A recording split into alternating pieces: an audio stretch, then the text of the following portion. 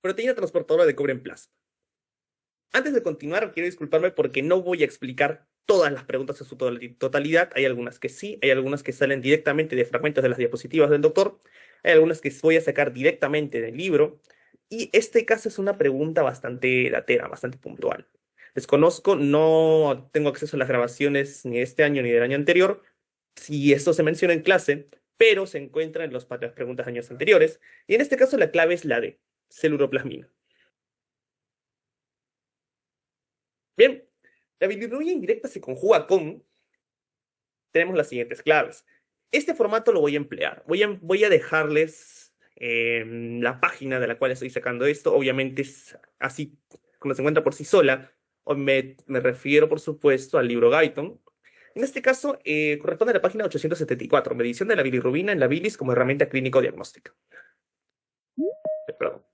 Para ser exactos aquí, les voy a dar la respuesta directa, es la glucoriniltransferasa. Si bien el proceso en todo el metabolismo de la bilirrubina, esta indirectamente se conjuga con el ácido glucurónico. Pero si bien el ácido glucurónico no aparece en estas claves, la glucoriniltransferasa es la enzima que facilita esta unión o esta conjugación. Por ende, la clave aquí sería la C. Bien. Son funciones preferenciales de la zona 3 del ácido hepático, excepto, bueno, esa es la primera pregunta a la que nos vamos a amparar o que sale directamente de las diapositivas, ya que podemos observar aquí. Aquí se repasan la zona 1 y la zona 3. Empleo esto de las diapositivas porque, bueno, en el libro no lo encontré y, bueno, no estoy usando otra literatura, estoy basándome enteramente en Guyton y Hall. Entonces, según esta tabla, en la zona 1 tenemos las siguientes funciones.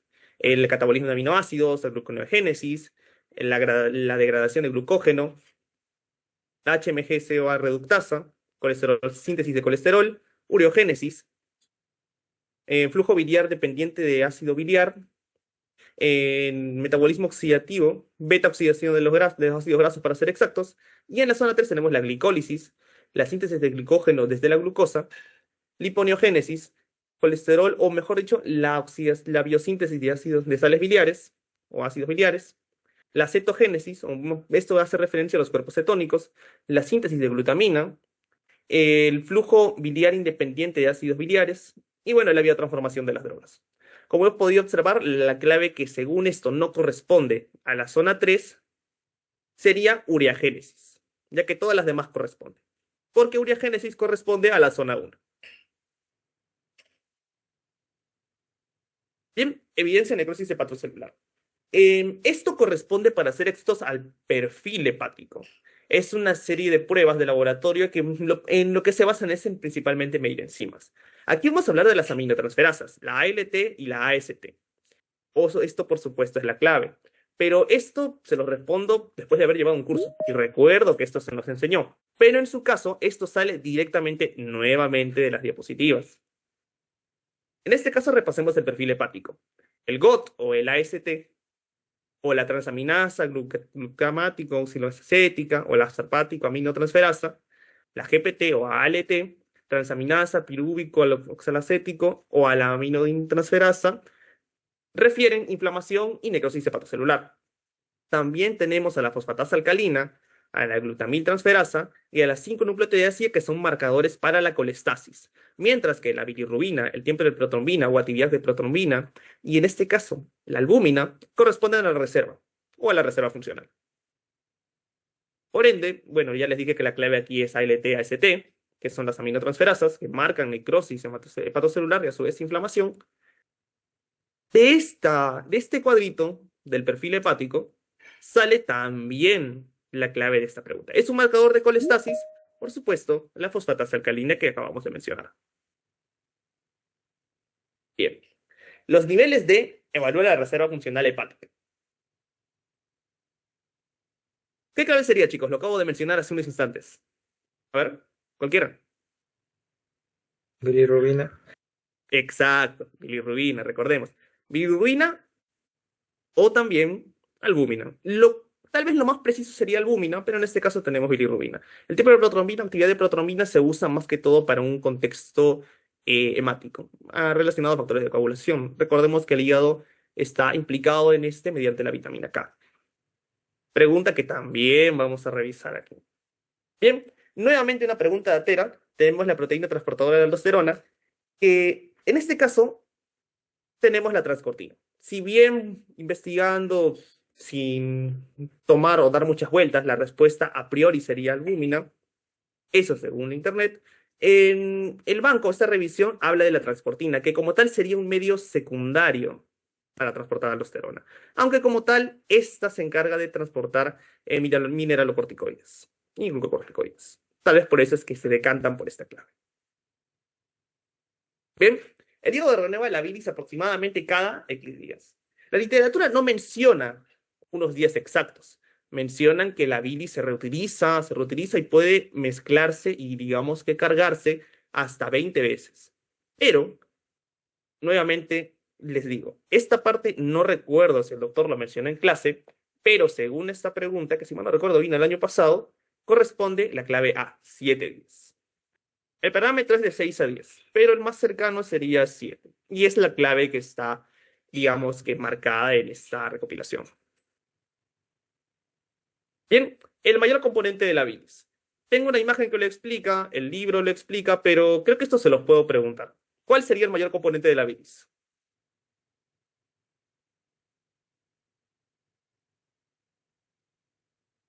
Bien. Bueno, esto les digo directamente que son las sales biliares. Nuevamente me amparo en las diapositivas. Observamos que los ácidos biliares o las sales biliares son el 64% de los solutos en la secreción biliar. También lo tenemos fosfolípidos, colesterol, electrolitos, bilirrubina, proteína, entre otras. Así que la clave sería la B. Bien, hormona que estimula la contracción de la vesícula biliar. Mm, esta, en cierta forma, está relacionada tanto como secreción hepática y biliar, como hormonas secretivas gastrointestinales. Bien, en esto me voy a amparar porque hay un cuadro tanto de la diapositiva que lo explique, tanto como del libro. Pero en este caso hemos optado por un cuadro del libro. Repasamos algunas hormonas gastrointestinales. En este caso, principalmente lo que nos interesa es la colecistocinina, que no solamente trabaja en esta secreción biliar, sino que trabaja en varias partes del tracto digestivo. En este caso, los estímulos para su liberación son los ácidos grasos y algunos aminoácidos. En cierta forma, también un aumento o una irritación de la mucosa intestinal o la mucosa duodenal por un componente, un quimoácido. Bien, objetivos primarios, se dirige a la vesícula, al páncreas y al estómago.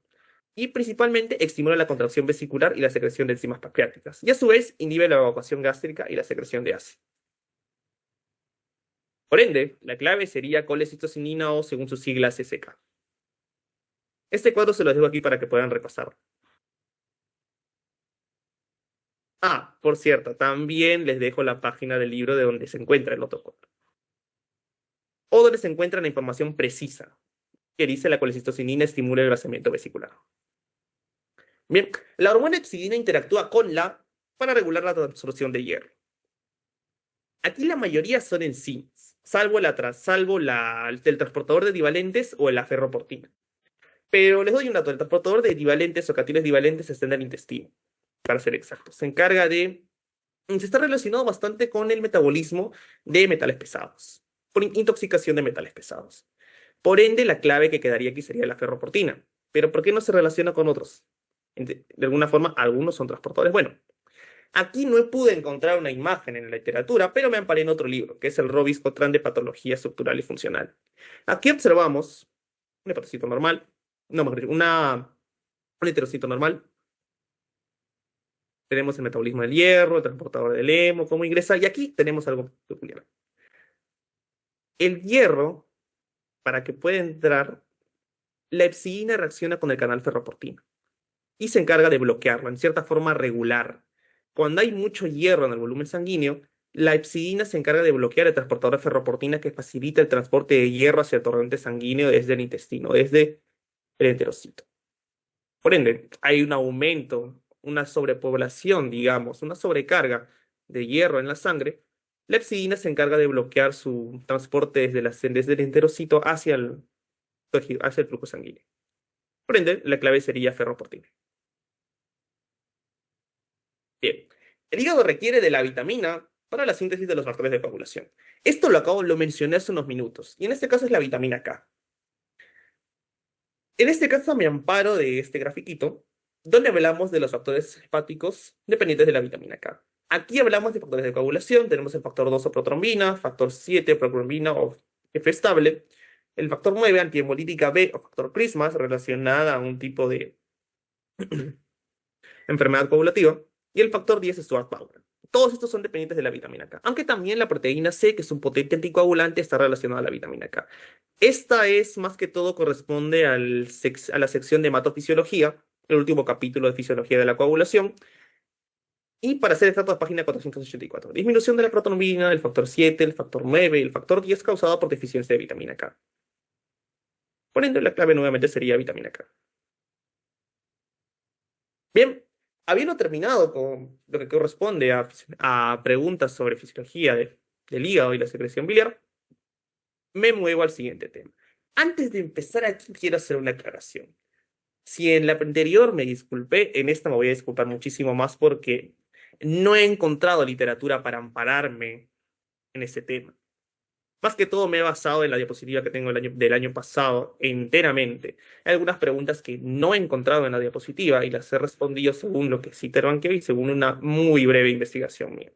Me disculpo porque muchas de estas cosas las hemos hecho a la carrera. Bien, en una dieta alta en grasa se encuentran muy disminuidas las bacterias. Esta pregunta es datera, sí, y afortunadamente se encuentra en la diapositiva. Este cuadrito, extraído de la diapositiva, habla del papel de la dieta en los cambios de la composición de la microbiota intestinal. Aquí, lo bueno es que no tenemos que buscar mucho. Basta con ver el primer cuadrito. Dieta alta en grasas, efecto en la población bacteriana, disminuye las especies de bifidobacteria. Podemos revisar los demás efectos de ciertas variaciones en la dieta y su efecto en la población bacteriana o en la microbiota intestinal, pero en este caso lo que nos compete, la clave es la A, bifidobacterias. Bien. Vitamina que no es producida por la microbiota bacteriana. Vitamina K, vitamina B2, vitamina B12, ácido fólico, vitamina B9, vitamina A y vitamina K siendo las liposolubles presentes, mientras que las demás son hidrosolubles. Bueno, esta nuevamente está en la diapositiva. Este pequeño cuadrito, mejor dicho, es una captura de la diapositiva, habla de la producción de vitaminas por la microbiota. Tenemos al B1, B2, B6, B12, biotina, ácido nicotínico, ácido fólico y pantonénico. Casi todas estas corresponden al complejo B. Entonces, la única liposoluble es la vitamina K. Por ende, por descarte, tenemos que la vitamina D, la vitamina A, la clave D, es la que no es producida por la microbiota bacteriana. Bien, la microbiota tipo adulta se establece aproximadamente. Esto sí lo puedo explicar ligeramente. El neonato no tiene, digamos, microbiota. Y la mejor forma de desarrollarla es exponiéndose a esto, muchas veces mediante la lactancia materna principalmente, o mediante la alimentación directamente desde la placenta.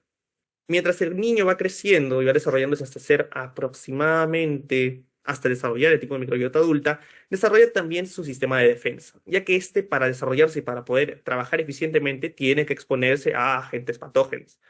Recordemos que casi no existe un rincón aséptico en nuestro cuerpo. En casi todos lados vamos a encontrar bacterias, tanto fuera como dentro de la piel.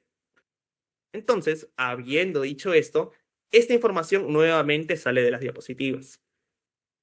Pero les doy el dato exacto, son 3 años. A los 3 años, la microbiota de tipo adulta se establece. Bien, la lactancia materna favorece el predominio de qué bacterias. Esta también está en la diapositiva. Y nos amparamos en este cuadrito. Periodo neonatal, 2 primeras semanas de vida. Inicio, Escherichia coli, Streptococcus spp, influida por el tipo de alimentación. En este caso, si es lactancia materna, corresponde a bifidobacterias. Si es artificial, a enterobacterias. Aquí podemos confirmar que la aparición de microbiota tipo adulto comprende alrededor de los 2 a 3 años. Y se constituye un nuevo ecosistema intestinal de microbiota con gran diversidad. Por ende, la clave aquí sería bifidobacterias y la clave aquí nuevamente sería 3 años. Bien, así como hay microbiota, estos tienen un metabolismo que genera o favorece la presencia de gases en el lumen gastrointestinal, o para ser exactos, en el intestino.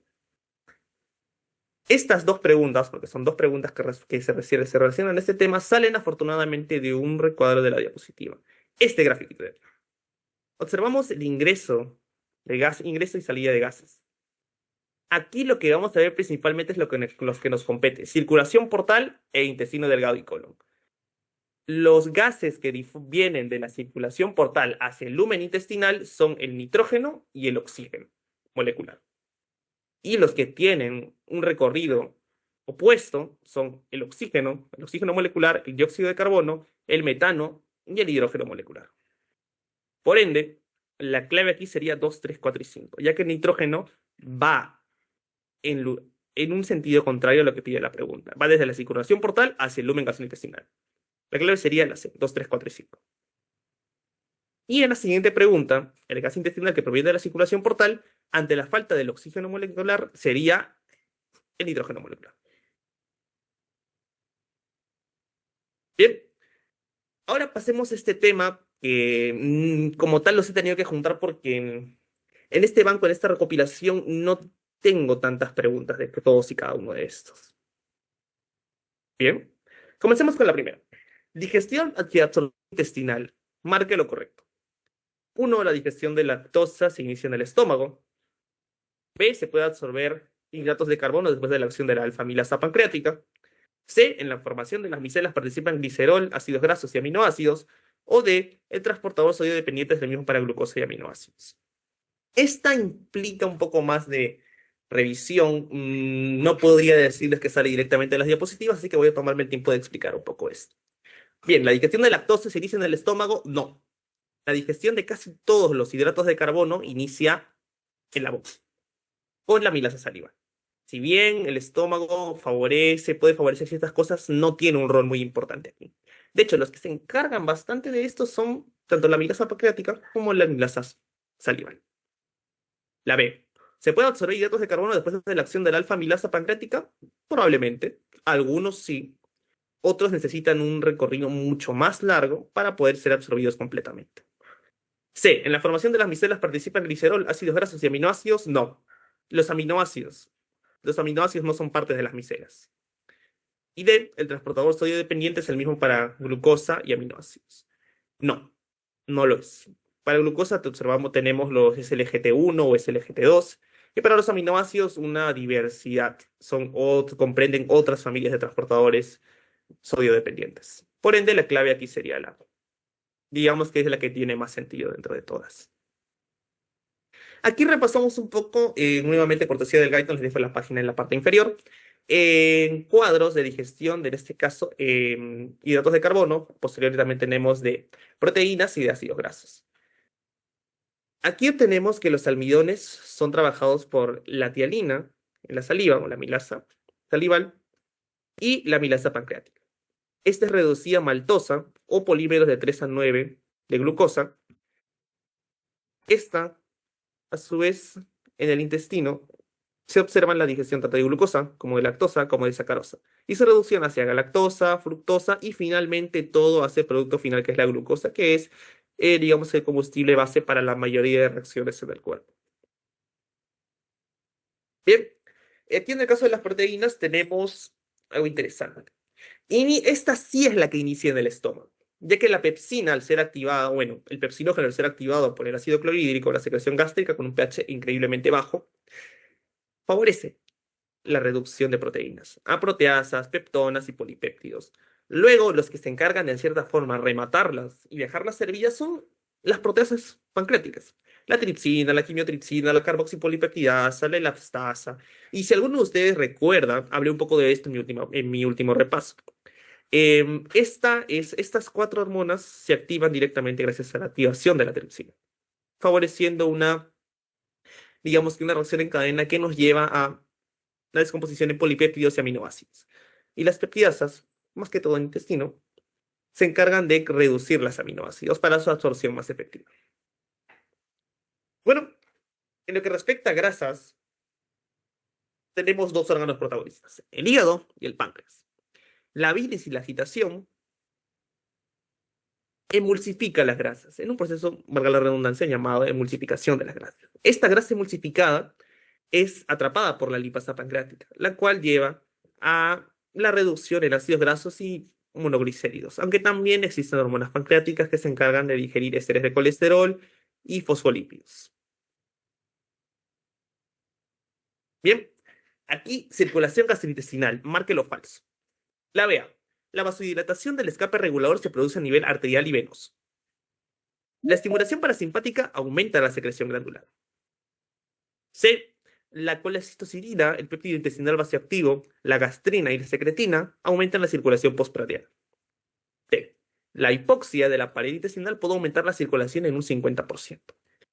Para responder esta pregunta, recomiendo leer las páginas 794 y 795. No todas, hay algunas partes precisas que mencionan esta información. En el caso de la 794, el efecto de la actividad intestinal y los factores metabólicos sobre el flujo sanguíneo gastrointestinal. Y en la 795, el control nervioso del flujo sanguíneo gastrointestinal. Ahora, si bien esta pregunta se ve algo tediosa y algo coposa, bueno, les adelanto que la clave es la A. Porque en la página 795, que habla del control nervioso del flujo sanguíneo gastrointestinal, se describe y se define el escape autorregulador. Y antes de este se menciona que la estimulación simpática estimula o digamos que vasoconstriñe a las arteriolas, no a las venas ni a las vénulas.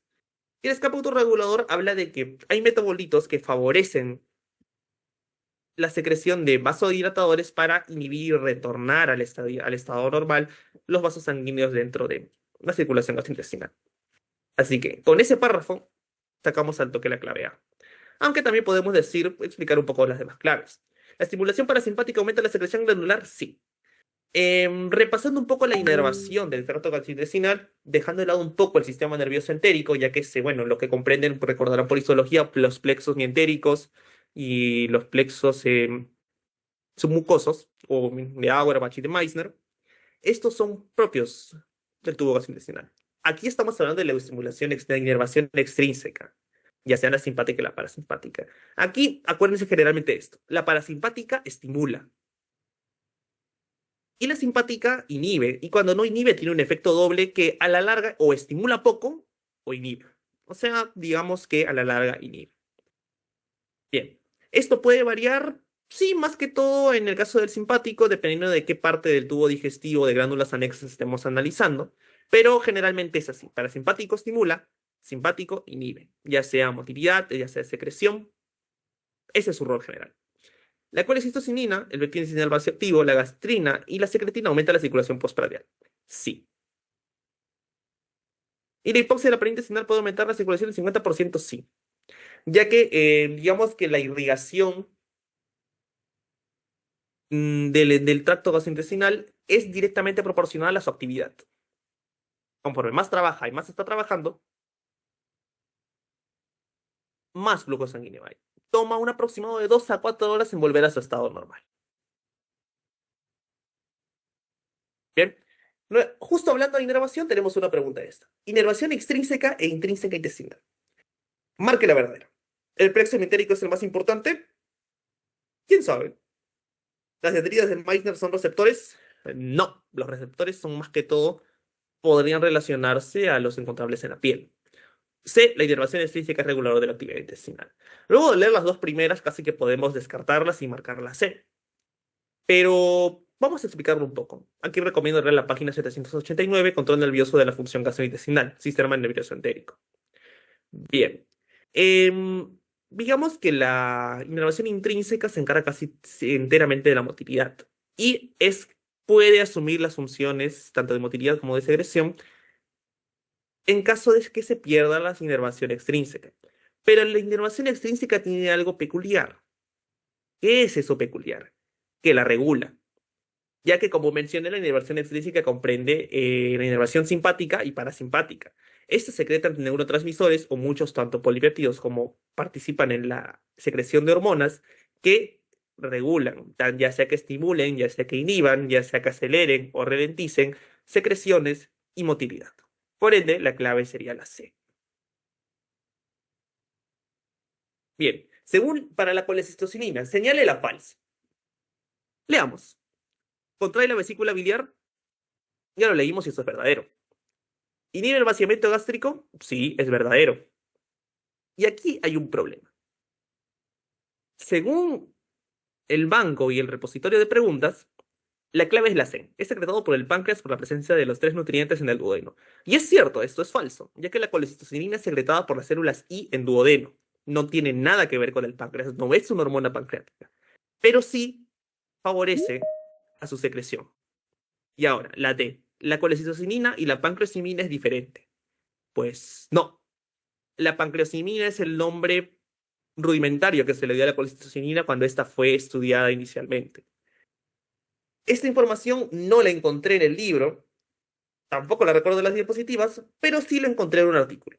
Que hablan de, asumo que es un artículo relativamente antiguo, no llegué a encontrar fecha, pero hablan de un descubrimiento de una nueva hormona bautizada o cuyo nombre sugerido es la pancreosemina, la cual fue encontrada y trabaja junto a la secretina al momento de favorecer la secreción pancreática. Por ende, si bien las dos son falsas, la que es, digamos, mucho más falsa o mucho más atroz o mucho más absurda es la clave C.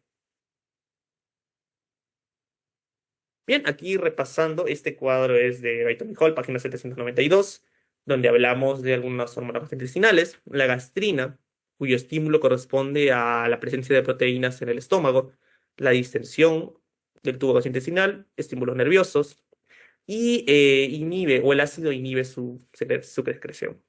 Células G del antro. Sus acciones estimulan la motilidad gástrica, la secreción de ácido gástrico y el crecimiento de mucosa. La colecistocinina ya la repasamos.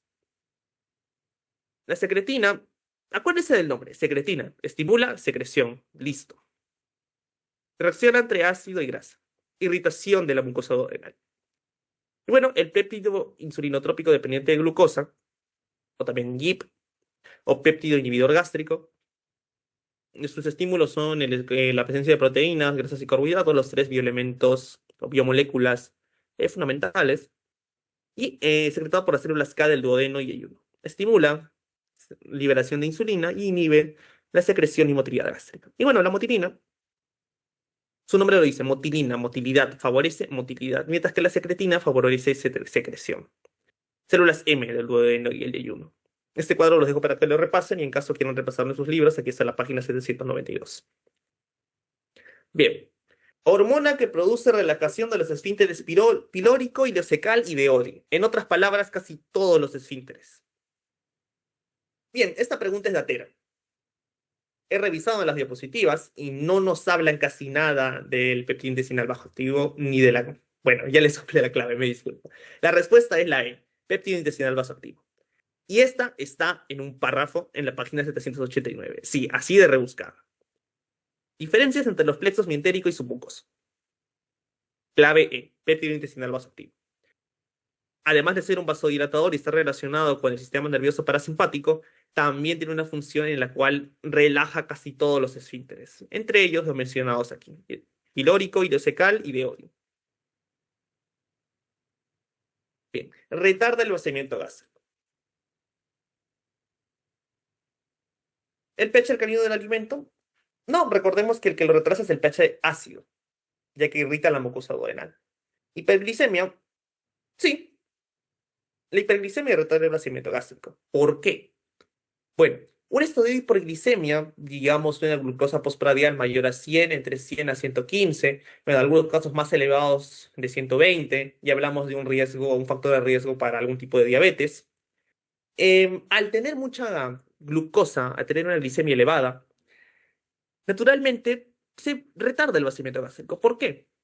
Se retarda el vaciamiento gástrico, por ende no hay un paso mayor o no hay un paso normal de quimo que puede ser contenido o puede contener en cierta forma hidratos de carbono y por ende este no se absorbe para que la glucosa deje de elevarse. Aquí entran otras hormonas como puede ser el glucagón, etcétera, pero en cierta forma es una forma casi superficial de describir por qué la hiperglicemia retarda el vaciamiento gástrico.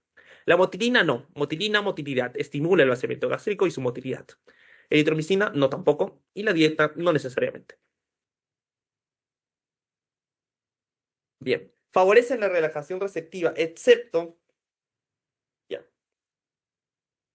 el libro menciona relajación receptiva. Afortunadamente, la diapositiva nos da un poco más de contexto sobre esto. Pero aquí les digo algo. Relajación receptiva. El péptido adicional vasoactivo relaja. El ATP en algunos casos. La dopamina es interesante de describir. Y el óxido nítrico se relaciona más que todo como un vasodilatador. Podría aquí haber alguna controversia, algún problema, pero ¿qué les dije hace un momento? ¿Qué hace la motilina? ¿Qué favorece la motilina?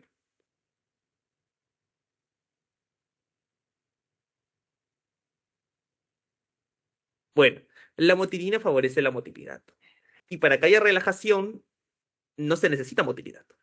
Así que bajo este razonamiento y por descartes, podemos decir que la clave es la C.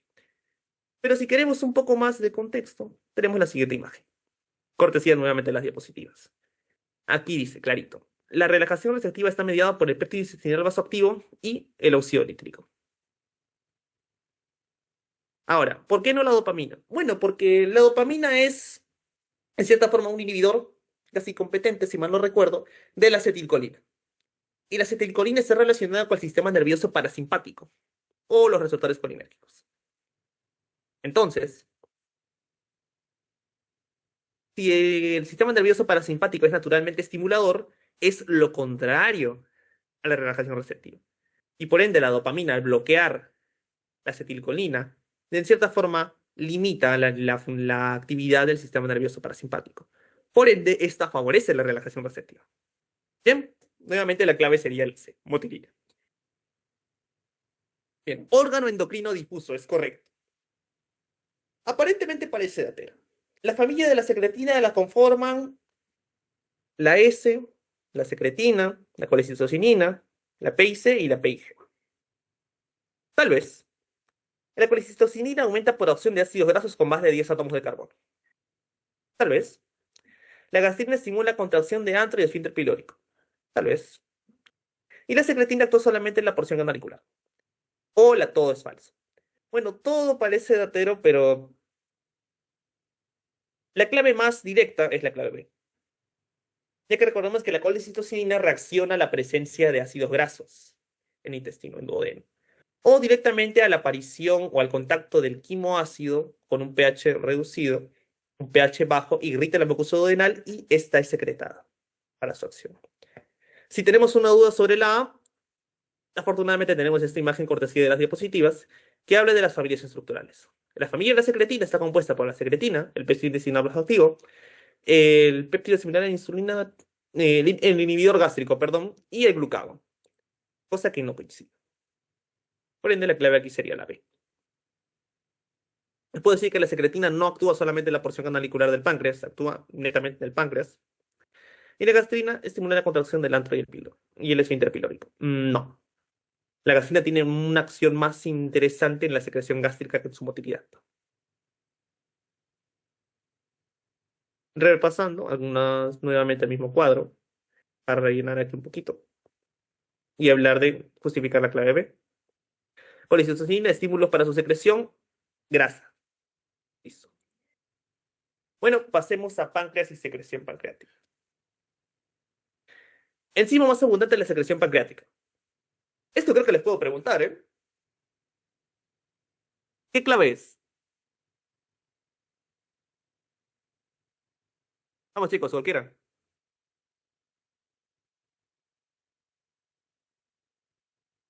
Bueno, Lipasas. ¿cómo? Lipasas. No. La clave es proteasas. No sé si alguno de ustedes estuvo, o en caso de que alguno estuviese, fenomenal. En la ponencia anterior hablamos un poco de pancreatitis. La pancreatitis es naturalmente la autodigestión del páncreas producida por sus proteasas, ya que las proteasas del páncreas tienen un increíble poder catalítico, el cual es, como dije, capaz de digerir por completo al órgano.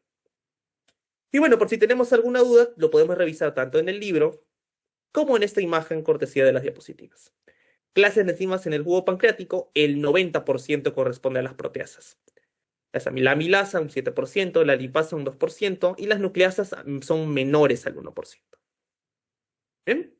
Clave C, proteasas. Bien. Fase de la secreción pancreática donde la producción del jugo pancreático es mayor. La cefálica, que se relaciona más que todo con neurotransmisores.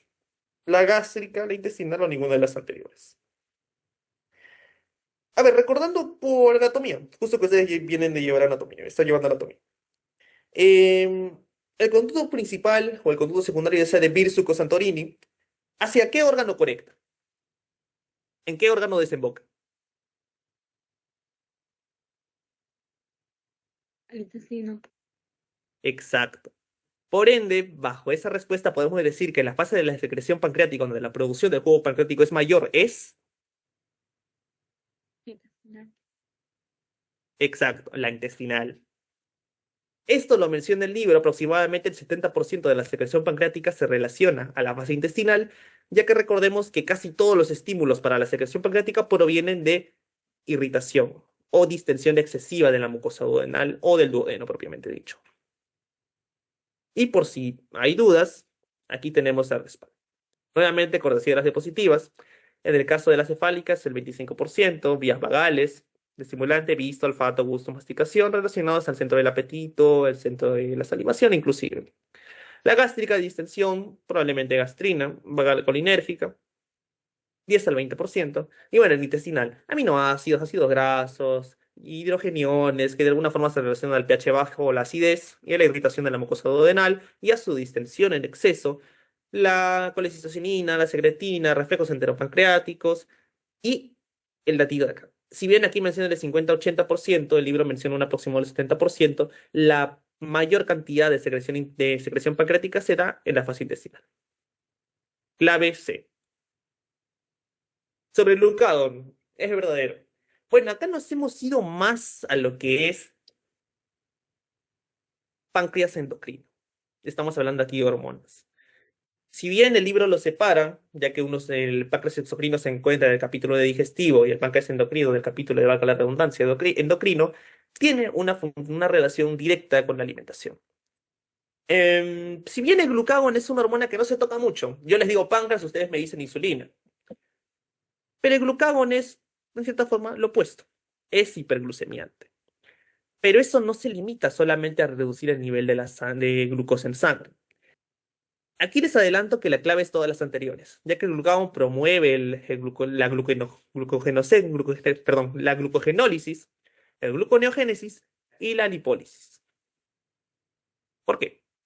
Bueno, necesita aumentar la glucosa en sangre. Rompe el glucógeno de las reservas, ya sea en hígado o en músculo, lleva la pan para la sangre. Gluconeogénesis, ya sea desde aminoácidos o ácidos grasos, unas formas, digamos que no tradicionales de secretar o de producir glucosa hacia torrente sanguíneo. Lipolítica, los adipocitos son una reserva de glucógeno, o de glucosa, perdón. ¿Por qué? Porque cuando hay un exceso de glucosa y el hígado ya no puede absorber glucógeno, ni tampoco el músculo, esta se transforma en grasa y es depositada en adipocitos. Ahora, algo a destacar aquí, bueno, ya alejándome un poquito más y hablando un poco más de lo que es páncreas endocrino, perdón. Algo datero, algo fijo, algo que deben acordarse cuando mencionen glucagón, además de hiperglucemiante, es gluconeogénesis. ¿Por qué? Porque el glucagón trabaja directamente en el hígado. Y el hígado, por algo, el hígado tiene la mayor cantidad de preguntas en este banco. Porque el hígado es la máquina enzimática por excelencia en el cuerpo humano. Es más, el libro tiene un capítulo dedicado a este. Si mal no recuerdo, es el capítulo 71.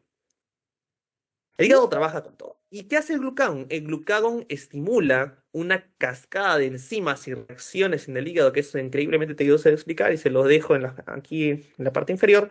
Páginas 982 y 983, solo son dos paginitas, menos de dos paginitas, ya que al menos un cuarto de la página 983 está ocupada por un nuevo título, que es un resumen de la regulación de glucemia del cuerpo por estas dos hormonas.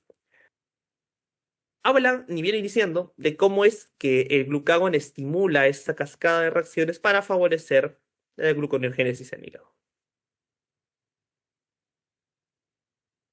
Ah, todas las anteriores, por si acaso. Y por si por ahí queda alguna duda y creen que estoy loco, Aquí les dejo alguna imagen cortesía nuevamente de las diapositivas que habla del glucagón. Es catabólica, segundo homenaje mensajero, AMP cíclica, aumenta la glicemia, aumenta glucogenólisis, aumenta gluconeogénesis, aumenta ácidos grasos y cuerpos cetónicos, ya que al romper así, los adipocitos y se secreta su liberación. La lipólisis aumenta la acetilcoenzima A, que es reutilizada, que no siempre es reutilizada en sangre y se transforma en cuerpos cetónicos. Y bueno, también favorece la producción de urea un ratito, no muy menor que digamos. Bien, aquí continuando con páncreas endocrino, hablamos de una enfermedad, la famosa diabetes mellitus tipo 1. Rápidamente les digo, diabetes mellitus tipo 1, el páncreas no funciona, no hay insulina. Diabetes mellitus tipo 2 se relaciona más que todo a la resistencia a la insulina del cuerpo. La insulina es como la llave que usas para entrar a tu casa. Esa llave es la que usa la glucosa para ingresar a las células. Favorece la distensión del transportador, si mal no recuerdo, GLUT4, que es el insulino dependiente, en muchas células, pero no en todas. Porque hay tejidos que no son dependientes de insulina. Bien, leamos las claves. No se modifica la absorción de glucosa en el intestino. Ok. B. No se modifica la reabsorción en el túbulo proximal. Hablamos del riñón. Veamos. C. La captación de glucosa está más alterada en el cerebro. Puede ser. Y la D. No está alterada en la captación del eritrocito. Bueno, para explicar esta pregunta, obviamente no me voy a parar en las diapositivas porque el doctor Captcha no habló mucho de lo que viene a ser en enfermedades endocrinas, en este caso de diabetes. Así que chequemos el siguiente cuadrito. Tejidos insulino dependientes y no insulino dependientes. Insulino dependientes, dos, músculo y tejido adiposo. Transportador, como mencioné, GLUT4. Y en los no insulino dependientes tenemos el sistema nervioso, el hígado, los riñones, casi el tracto digestivo en su totalidad, casi. Y aquí observamos muchos transportes GLUT. GLUT1, GLUT2, GLUT3, GLUT5 y una diapositiva y más. Y en este caso, los LGT, SLGT1 y SLGT2, que se relacionan al transportador sodio-glucosa. Sodio-glucosa son cotransportadores. Por ende, si tenemos que repasar algo aquí, podemos decir que la clave es la C. Porque no se modifica la función de glucosa en el intestino, eso es verdadero, ya que no depende de canales GLUT4. La B no se modifica reabsorción en túbulo proximal, no tiene que ver con la absorción, la reabsorción, ya que de alguna forma se relacionaría con canales SLGT2, no con GLUT4. Y C, la captación de glucosa está más alterada en el cerebro, pues no, esta es falsa. Y la D no está alterada en la captación del eritrocito. Bueno, no tiene nada que ver, el eritrocito es no dependiente de glucosa. La clave sería la C.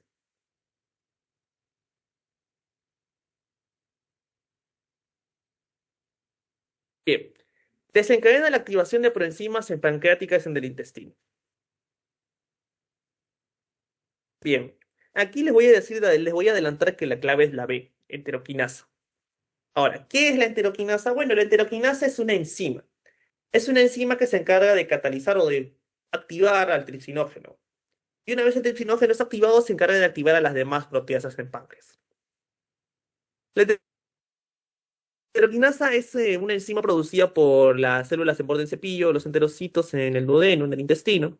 Y a diferencia de lo que puede ser, por ejemplo, la colecistocinina, que es secretada directamente hacia el lumen gastrointestinal, hacia el lumen intestinal, esta se encuentra depositada sobre la mucosa. No es una secreción activa, no es una secreción estimulada por otra señal. Es una secreción regular que se mantiene en la superficie de las microvellosidades. La marea ácida es producida principalmente en... Bueno, si les preguntase, y bueno, no los culpo porque yo también cometí este error al inicio, pensaría que es gástrica, ya que se relaciona así. Pero de hecho no es así. Esto a priori suena un poco confuso, pero la verdad es bastante, bueno, no simple, pero es más simple de lo que parece. Bien, aquí hablemos de este cuadrito. La marea ácida y la marea alcalina. De hecho, es al revés. La marea ácida es en el páncreas y la alcalina en el estómago.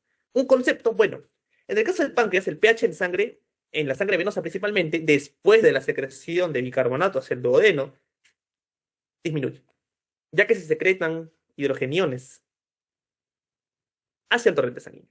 En el caso del estómago, el pH aumenta ya que después de secretar hidrogeniones al lumen gástrico, se secretan iones de bicarbonato hacia la sangre.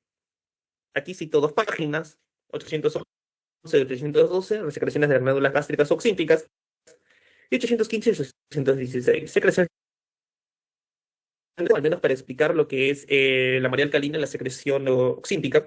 Y bueno, ahorita no lo voy a hacer más adelante, cuando lleguemos a lo que es estómago, secreción gástrica. Bien, es correcto la secreción pancreática.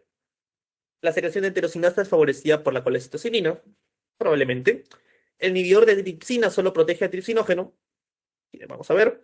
¿La regulación nerviosa es más importante que la hormonal? Es esta rara. Y la colecistocinina solo actúa a nivel acinar. Bien. Recomiendo página 815, enzimas digestivas pancreáticas. Hablemos aquí un poco. Bueno, este fragmento está directamente extraído del Guyton. Lo he copiado en inglés porque, bueno, mi PDF en español está algo fallado. Bueno, traducido en español dice, el tricinógeno es activado por una enzima llamada enterocinasa, la cual es secretada por la mucosa intestinal cuando el quimoácido entra en contacto con la mucosa. Bien, este grafiquito explica un poco cómo es su activación. Las enzimas pancreáticas son liberadas hacia afuera del páncreas, hacia el duodeno.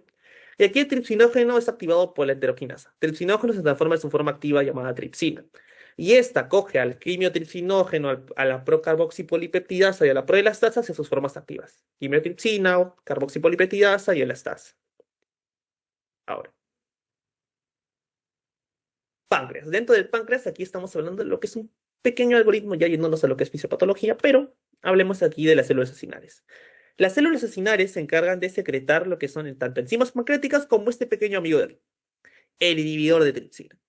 Este se encarga de, haga la redundancia, inhibir la transformación de tripsinógeno a tripsina, lo que genera que esta ruta no se dé.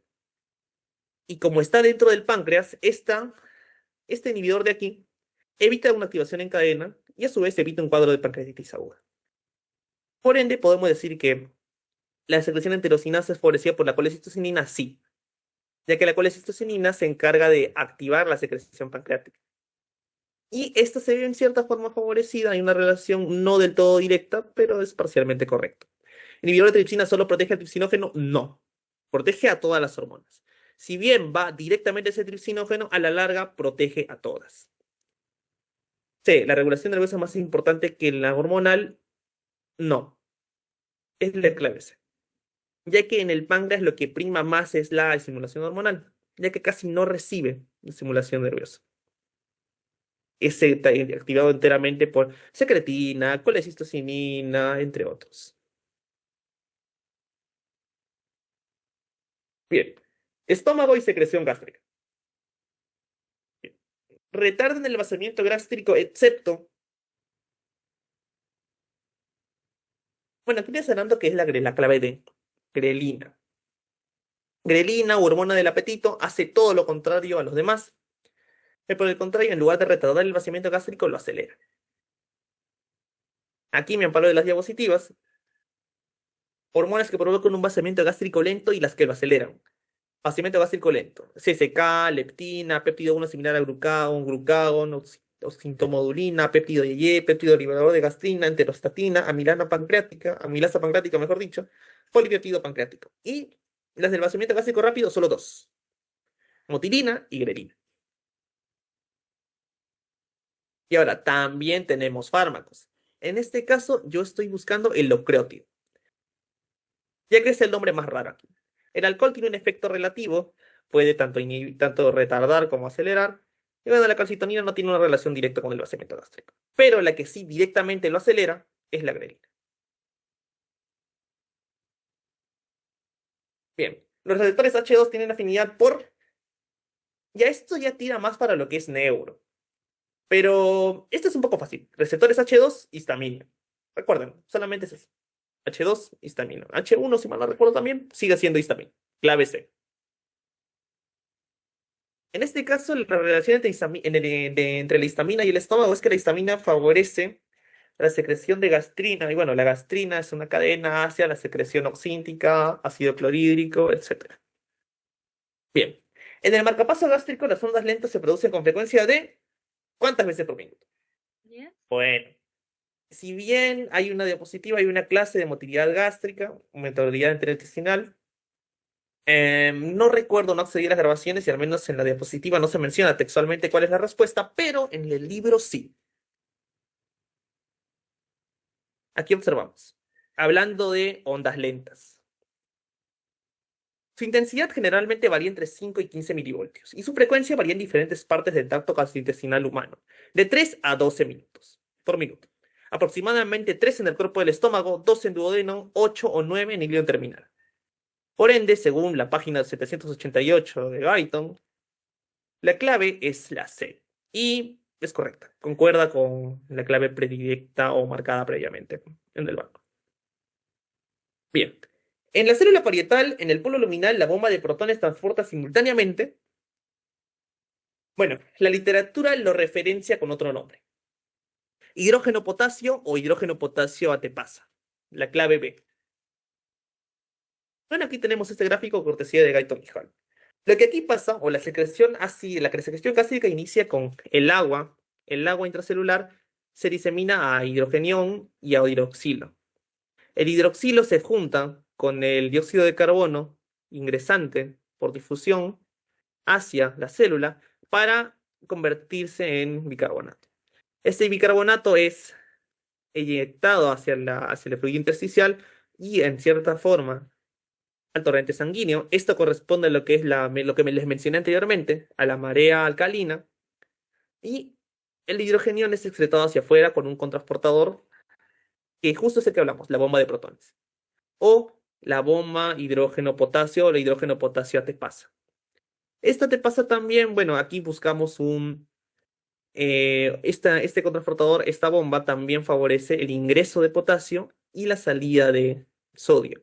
Al tener un bajo sodio intracelular, este favorece la absorción de sodio hacia la célula, de alguna forma bajando o contribuyendo a la formación de ácido gástrico aquí. Y a su vez favorece a que el cloro del fluido intersticial difunda hacia el lumen intestinal. Y bueno, por ósmosis directamente el agua ingresa y aquí tenemos la formación de la solución de ácido clorhídrico con un poquito de agua. Si bien el potasio no influye mucho ya que es secretado rápidamente por un canal especial, lo principal es aquí el ácido clorhídrico y agua. El pH es de aproximadamente 0,8. Es de lejos el líquido o la secreción con el pH más bajo y más ácido en todo el cuerpo. Por si acaso, nuevamente página 811 y 812. Bueno, secreción salival. Fluido biológico hipotónico. Bueno, obviamente el tema nos regala la respuesta y es la saliva. ¿Pero por qué es la saliva? Bueno, la saliva inicialmente en los acinos se secreta o es una solución isotónica con un pH similar al del plasma, que corresponde a un aproximado de 7,4, 7,3 a 7,4, si lo recuerdo. Bien. Luego, conforme esta pasa por los canalículos, se dan ciertas reacciones, como la absorción de sodio y de cloro y la secreción pequeña de potasio y de ion bicarbonato. Di bien, un detalle o la fija en este caso es que la membrana del canalículo salival no es permeable al agua. Por ende, si bien se reabsorben los solutos, el agua se mantiene ahí. Y los pocos solutos que son secretados y que restan antes de ser absorbidos generan un medio hipotónico. Clave D. Okay. La saliva es hipotónica por, bueno, lo acabo de decir, reabsorción de sodio en conductos salivares. La permeabilidad al agua no. La permeabilidad al agua se encuentra ausente en los canalículos. Y bueno, secreción de bicarbonato en los conductos pasa, pero no contribuye a la hipotonía. Clave A. Y aquí lo observamos. La secreción primaria rica en tialina, en mucus, en fluido extracelular, también en sodio. Recordemos que tenemos dos tipos de secreción, la mucosa y la seromucosa. La serosa, perdón. Luego, en el túbulo observamos la absorción activa de sodio, la absorción pasiva de cloro, la secreción tanto de potasio como de ion bicarbonato. Y a las finales la saliva llega con un pH de entre 6 a 7. Bien, pH de la saliva en el acino salival. Como mencioné hace un momento, aquí el pH o la saliva es isotónica y su pH es bastante cercano al del plasma. Por ende, la clave aquí es de 7.4. Aquí les dejo este cuadrito sobre el pH en las secreciones alimentarias diarias del tubo gástrico, la saliva con un volumen de 1 litro a diario y el pH, como mencioné, al final del tubo del canalículo salival es de 6 a 7. La secreción gástrica, aquí mencionan que es de 1 a 0, de 1 a 3.5, pero el libro menciona la cifra de 0.8. La secreción pancreática es alcalina por la alta cantidad de iones bicarbonato y la bilis se relaciona con 7.8, la secreción de intestino delgado 7.5 a 8, las glándulas de secreción de glándulas de Brunner 8 a 9, secreción de intestino grueso 7.5 a 8, entre otros. Secreción salival es controlada por todas menos uno. ¿Cuál?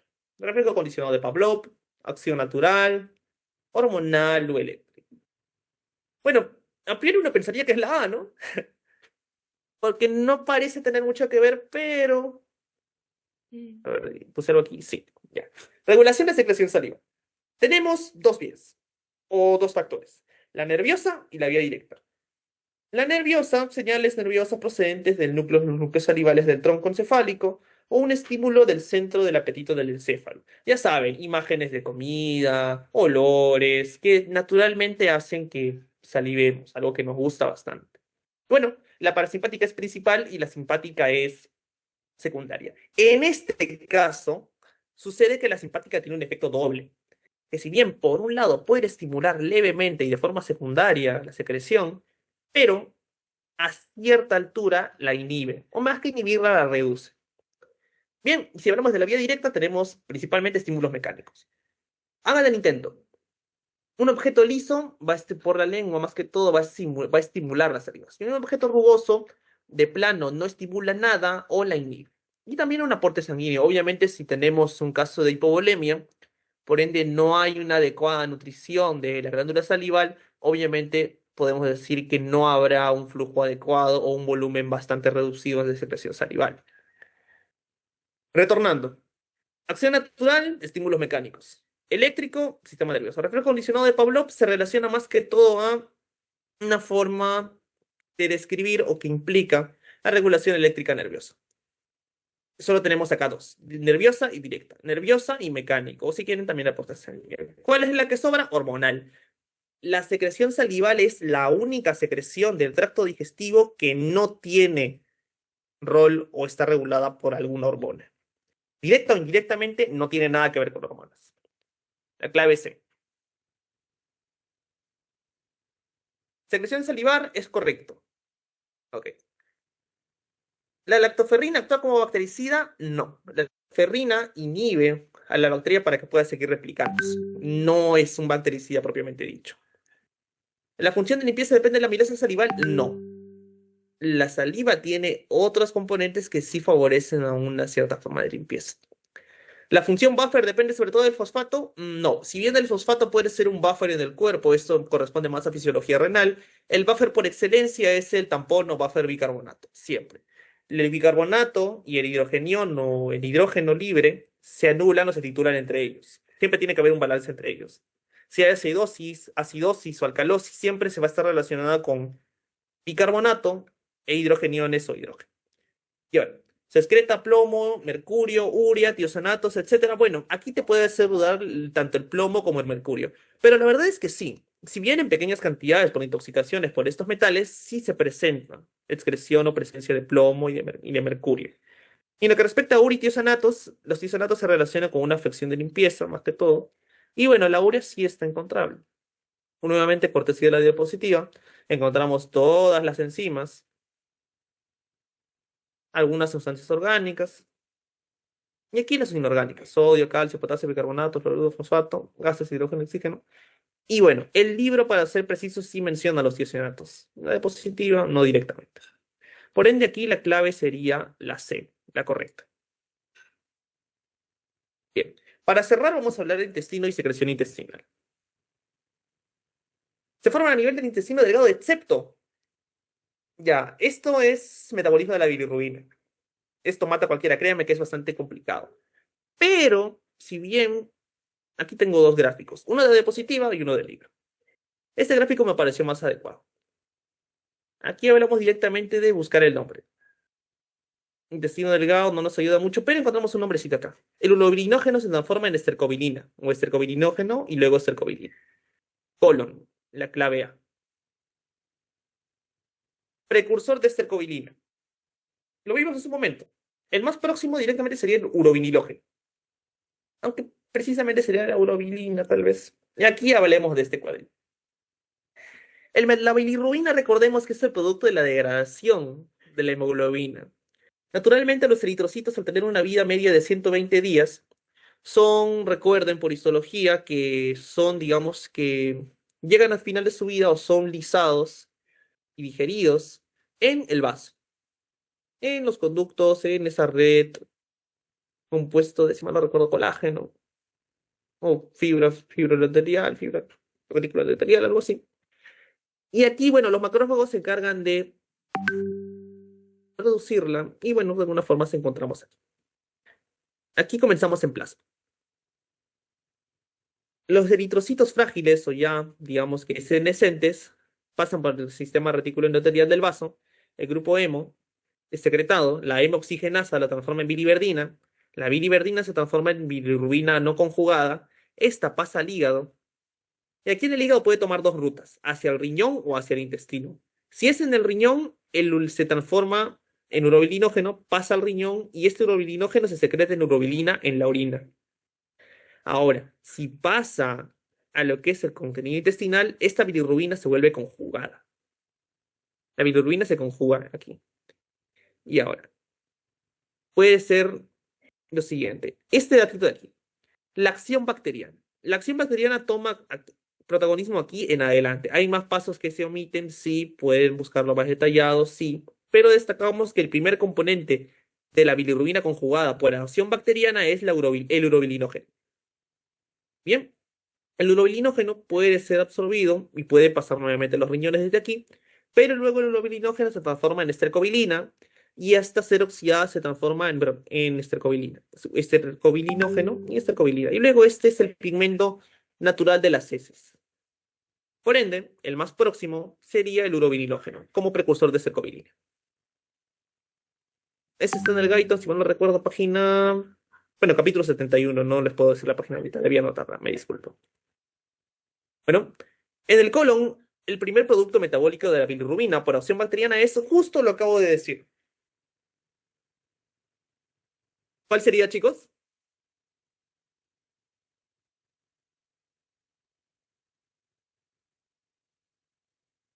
Chicos, La seda. Hidrógeno.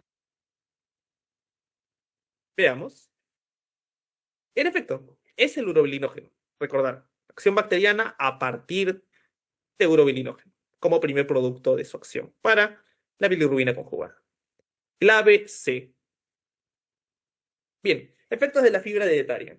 Aquí nuevamente me disculpo, no sabía si incluir esta pregunta en microbiota intestinal para poder presentar esta explicación, pero lo terminé poniendo aquí. Aquí la clave directamente es la incorrecta. Y la incorrecta es la B. Incrementa el tiempo de tránsito intestinal.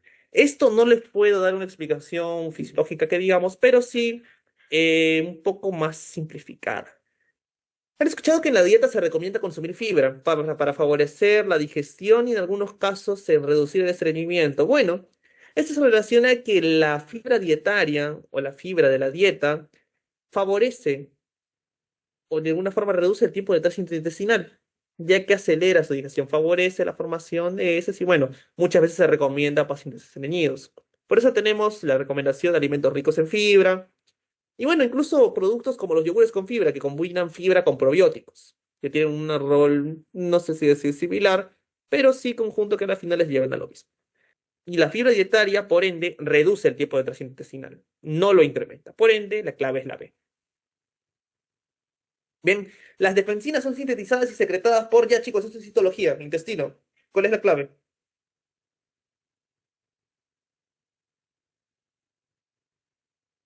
Bueno, la clave es la D, células de Panet.